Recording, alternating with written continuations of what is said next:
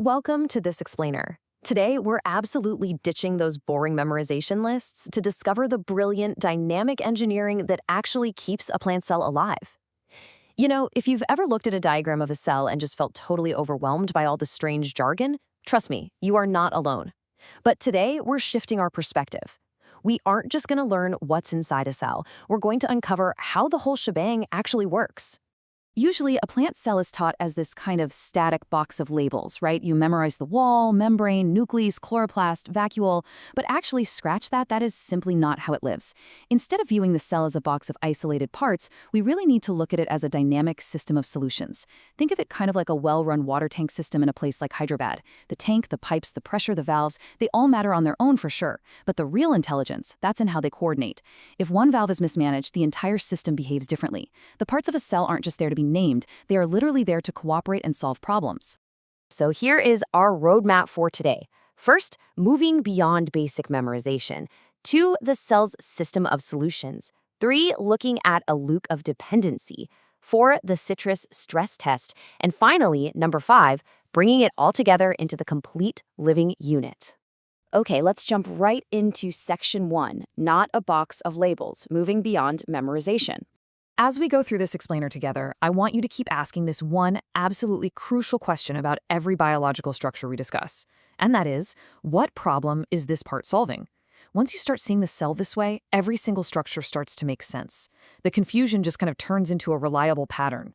The wall isn't just a boundary anymore, it's a support strategy. The chloroplast isn't just some green body, it's a vital energy strategy. Moving on to section 2, the system of solutions, establishing the rules of life. Let's lay out the foundational physical and chemical rules a plant has to follow to survive. The very first rule is that a cell must be separated, but not completely sealed off. Think of a sealed lunchbox.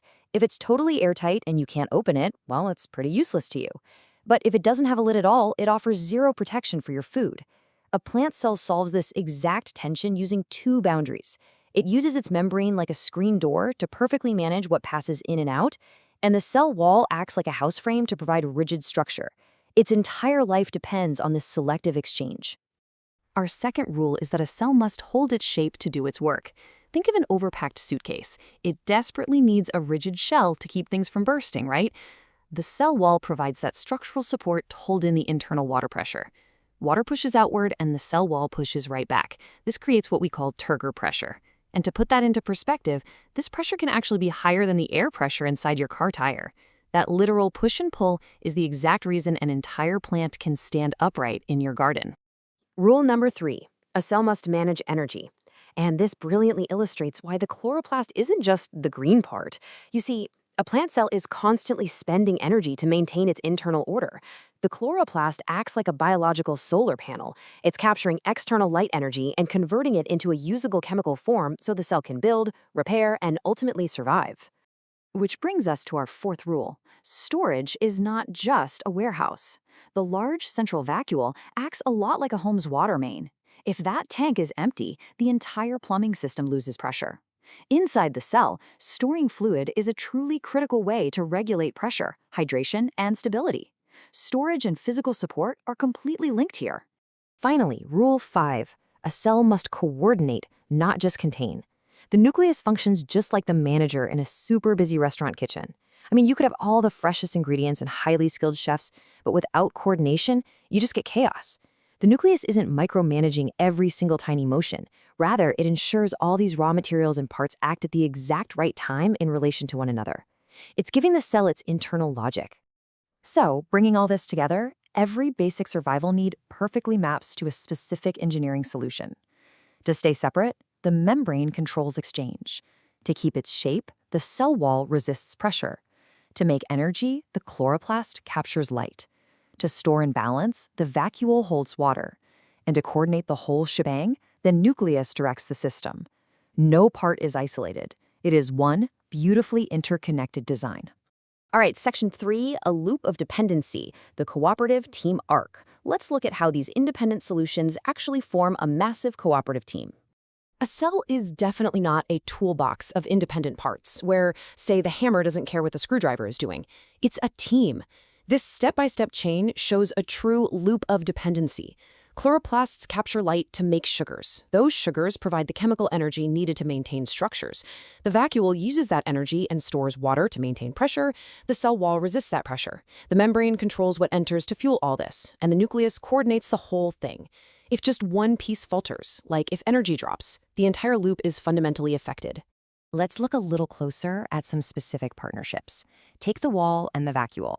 They are a paired idea. Just like a water balloon, the vacuole provides the internal pushing force, while the wall provides the rigid holding force. If you inflate a water balloon, the outer surface is what keeps the shape from spreading uncontrollably, right? Together, the wall and the vacuole create firmness. The wall isn't just some passive fence, it's a highly active part of a dynamic pressure system. Similarly, the membrane and nucleus pair up beautifully. They work together kind of like a school building's security doors and its administration. The membrane, which is the security doors, filters external experiences, controlling who and what comes in. But obviously, the doors alone can't run the school. The nucleus, the administration, determines the internal coordinated response to whatever the membrane just let in. They are constantly working together to convert external conditions into a coordinated internal response. Now for Section 4, the citrus stress test, real-world application. Let's see what happens when we put this system under some serious environmental pressure. Let's abruptly shift gears from theory to practice for a second. Ask yourself, how does a living citrus leaf on a farm in Pakistan react when its environment turns suddenly hostile and water becomes incredibly scarce? This is exactly where understanding cooperation matters way, way more than just memorizing labels.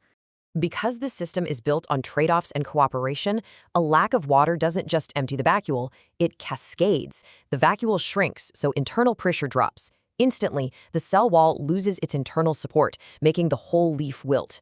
Because the leaf is now stressed and losing its shape, the chloroplasts capture less light, which abruptly reduces energy output. And all the while, the membrane is desperately trying to manage what little exchange is left, and the nucleus is scrambling to direct emergency repair proteins. Literally, one single stress touches every single part of the system. Bringing us to our final section, Section 5, the complete living unit, from knowing to explaining. Looking at that real-world scenario completely shifts our mental model, doesn't it? We've successfully bridged the gap between just knowing isolated names and actually understanding a living, breathing system. A plant cell is a boundary that stays alive by balancing pressure, exchange, energy, storage, and control through parts that constantly affect one another. When you understand this, you aren't forced to just recite a list from memory anymore. You are actually thinking like a true cell biologist, noticing the relationships and trade-offs. So I'll leave you with this final thought. We've built a first principles model of the plant cell today. We saw that it isn't impressive just because it has lots of parts, but because those parts elegantly solve incredibly complex problems without breaking the whole system. So challenge yourself. The next time you look at a plant cell diagram, or honestly, even just look at a leaf out in your garden, will you just see random labels, or will you see an incredible cooperative living system doing its essential work? Thank you so much for exploring with me today, and keep asking the right questions.